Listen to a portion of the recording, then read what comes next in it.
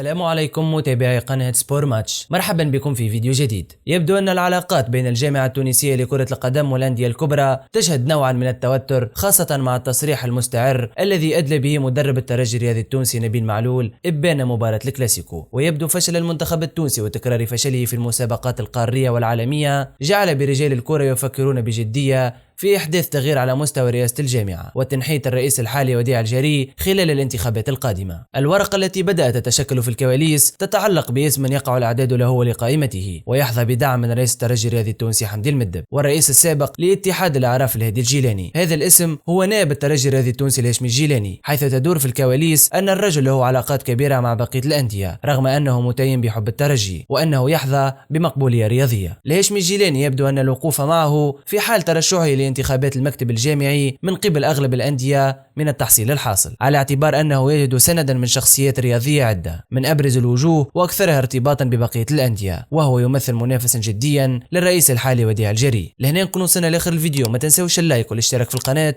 وتفعيل زر الجرس باش توصلكم الأخبار الحصرية.